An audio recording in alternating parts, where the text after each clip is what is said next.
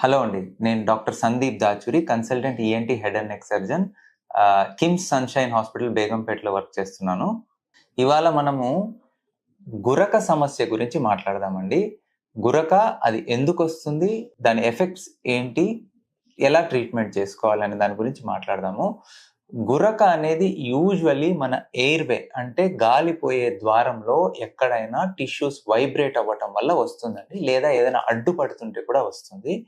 యూజువల్‌గా పిల్లల్లో ఈ ముక్కు వెనక భాగంలో అడినాయిడ్స్ కానీ, లేదంటే టాన్సిల్స్ కానీ పెద్దగా ఉండి గాలిపోవటానికి అడ్డుపడుతుంటే గురక వస్తుంది. పెద్దవాళ్ళలో ఈ మజిల్స్ రిలాక్స్ అయిపోయి ఈ చిన్న నాలిక దాని పక్కన ఉన్న సాఫ్ట్ టిష్యూస్ ఇవన్నీ వైబ్రేట్ అవ్వటం వల్ల, లేదా ముక్కులో ఏదైనా ముక్కు దూలం వంకర, లేదా ముక్కు వెనకల అడినాయిడ్స్ పెద్దవాళ్ళలో కూడా ఉండొచ్చండి. పెద్ద టాన్సిల్స్ ఉండటము, నాలుక పెద్దగా ఉండి బల్కీ టంగ్ అంటాము. అలా ఉండి ఈ సాఫ్ట్ టిష్యూస్ ఏవైనా మనకి గాలిపోవటానికి అడ్డుపడితే గురక అనేది వస్తుందండి. ఈ గురక సమస్య పిల్లల్లో ఉండవచ్చు, పెద్దవాళ్ళలో ఉండవచ్చు. యూజువల్లీ మగవాళ్ళలో ఈ గురక సమస్య అనేది చాలా కామన్ అండి. ఊబకాయం ఉన్న వాళ్ళకి చాలా సహజంగా వస్తూ ఉంటది గురక. ముందు కాలంలో గురక అనేది వస్తే అబ్బా! బాగా సౌండ్ స్లీప్ బాగా నిద్రపోతున్నారు అని అనుకునేవాళ్ళు. అలా కాదండి. గురక అనేది ఒక సమస్య. ఇది అబ్స్ట్రక్టివ్ స్లీప్ యాప్నియా అనే సమస్యతో కూడి ఉండవచ్చు. సో, దీనికి ఖచ్చితంగా ట్రీట్మెంట్ అనేది తీసుకోవాలి. పిల్లల్లో అయితే అసలు గురక అనేది ఉండకూడదండి. యూజువల్‌గా మగవారిలో 40% మంది గురక పెడతారండి. ఆడవారిలో 20% మంది గురక పెడతారు. ఎస్పెషల్లీ 50 ఏళ్ళు పైబడిన ఆడవాళ్ళు, ఊబకాయం ఉన్నవాళ్ళు. పిల్లల్లో 10% మంది గురక పెడతారండి. ఈ గురక పెట్టే వాళ్ళల్లో కొందరికి అబ్స్ట్రక్టివ్ స్లీప్ యాప్నియా అనేది ఉంటుంది. అది మనం ఒక టెస్ట్ ద్వారా కనుక్కోవచ్చు. స్లీప్ స్టడీ అంటాము. అబ్స్ట్రక్టివ్ స్లీప్ యాప్నియా అని ఉన్న వాళ్ళు మాత్రం ఖచ్చితంగా ట్రీట్మెంట్ తీసుకోవాల్సి ఉంటుంది.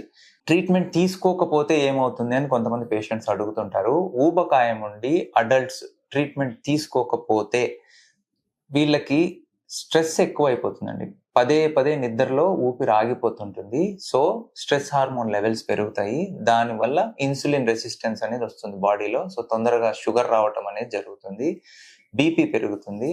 ఎవెన్చువల్‌గా హార్ట్ మీద భారం పడి వీళ్ళకు హార్ట్ అటాక్స్ చిన్న వయసులో రావటము ఇలాంటివి జరుగుతాయి. ఎక్సెసివ్ డే టైమ్ స్లీపీనెస్ ఉంటుంది. అంటే కార్ డ్రైవ్ చేస్తూ తూగటము, ఎక్కడైనా సిగ్నల్ దగ్గర నిద్రపోవటము ఇలాంటివి జరిగి యాక్సిడెంట్స్ కూడా జరిగే అవకాశం ఉంటుంది. పని మీద ఇంట్రెస్ట్ ఉండదు. సో, ఇలాంటి సమస్యలతో బాధపడుతుంటారు. రాత్రి సౌండ్ స్లీప్ ఉండదు. ఉదయాన్నే లేవంగానే గొంతంతా డ్రై అనిపించటము, నోటి ద్వారా గాలి తీసుకోవటం వల్ల సరిగ్గా నిద్ర పట్టకపోవటము, అన్‌రిఫ్రెషింగ్ స్లీప్ అలా చాలా ప్రాబ్లమ్స్ ఉంటాయండి. ఇవి అడల్ట్స్‌లో అండి. పిల్లల్లో అయితే నోరు తెరుచుకొని నిద్రపోవటము, విచిత్రమైన పొజిషన్స్‌లో పడుకోవటము, తర్వాత స్కూల్‌లో పెర్ఫార్మన్స్ లేకపోవటము, బెడ్ వెట్టింగ్ అంటాం. అంటే 5 ఏళ్ళు, 6 ఏళ్ళు వచ్చిన తర్వాత కూడా బెడ్‌లో మూత్రం పోయటము, ఇలాంటి సమస్యలతో పిల్లలు బాధపడుతుంటారు. ఈ క్రౌడింగ్ ఆఫ్ టీత్ అంటాము. పళ్ళుని దగ్గరికి రావటము.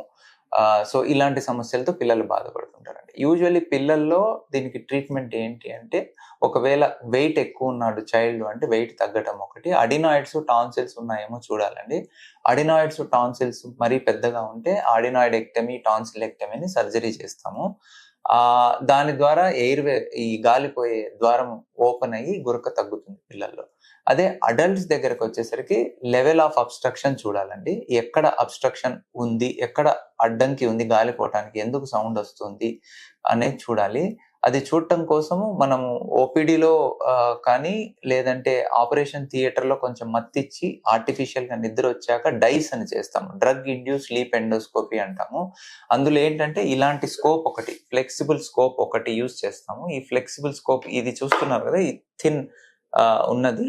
ఈ దీన్ని మనము ముక్కు ద్వారా పంపించి ఒక ఇంజెక్షన్ ఇచ్చి, ఇంజెక్షన్ ద్వారా నిద్రొస్తుంది పేషెంట్‌కి.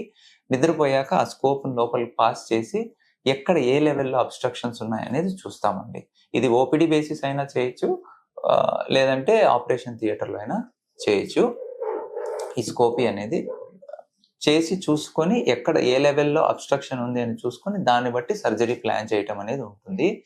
సర్జరీ మాత్రమే సొల్యూషన్. ఆ సర్జరీ లేకుండా అబ్స్ట్రక్టివ్ స్లీప్ అప్నియాకి ఇంకా వేరే ఏమన్నా వైద్యం ఉందంటే డెఫినెట్‌గా ఉందండి. సీపాప్ అని ఒక ఇన్‌స్ట్రుమెంట్ ఉంటుంది. Continuous positive airway pressure. ఇది మన వాక్యూమ్ క్లీనర్ ఉంది కదండీ! దానికి ఆపోజిట్. వాక్యూమ్ క్లీనర్ ఏం చేస్తుంది? సక్ చేస్తుంది ఎయిర్‌ని. ఈ సీపాప్ అనే మిషన్ దానికి ఆపోజిట్ ఎయిర్‌ని పుష్ చేస్తుంది. సో, ఎప్పుడైతే పేషెంట్ గాలి తీసుకోవడం ఆపేస్తారో అప్పుడు ఈ సీపాప్ అనే మిషన్ గాలిని పుష్ చేస్తుందండి. దానివల్ల వాళ్ళు మళ్ళీ గాలి తీసుకోవటం అనేది జరుగుతుంది. ఈ సీపాప్ మళ్ళీ ఇప్పుడు కొత్తగా ఆటోపాప్, బైపాప్ అని చాలా వచ్చాయి. ఈ మెడికల్ ట్రీట్మెంట్ కూడా ఉంది. అండ్ వెయిట్ రిడక్షన్ చాలా ఇంపార్టెంట్ అండి. వెయిట్ ఎక్కువ ఉన్నారు, బాడీ మాస్ ఇండెక్స్ అనేది 32 కన్నా ఎక్కువ ఉంది అంటే వీళ్ళు వెయిట్ తగ్గాల్సిన అవసరం ఉంది. అండ్ సీపాప్ మిషన్ వాడుకోవచ్చు. ఇది మెడికల్ ట్రీట్మెంట్. అలా కాకుండా ముక్కు దూలం వంకర ఉంది, లేదా ముక్కులో పాలిప్స్ అని మాంసాలు ఉన్నాయి, ముక్కు వెనకల అడినాయిడ్ కానీ టాన్సిల్స్ కానీ ఇలాంటివి ఏమన్నా ఉన్నాయి అంటే వాటికి మనం సర్జరీ చేయాల్సి ఉంటుంది. ప్లస్ ఈ చిన్న నాలికని వాటిని ముందుకు లాగి బార్బ్డ్ రీపొజిషన్ ఫెరింగోప్లాస్టీ అని కొత్త సర్జరీస్ వచ్చాయి. వాటిని ముందుకు లాగి ఈ ఎయిర్‌వే అంటే గాలి పోయే ద్వారాన్ని పెద్దది చేయటం వల్ల గురక తగ్గటం అనేది ఉంటుంది. సో, ఈ విధంగా సర్జికల్ ట్రీట్మెంట్స్ కూడా ఉన్నాయి. Thank you.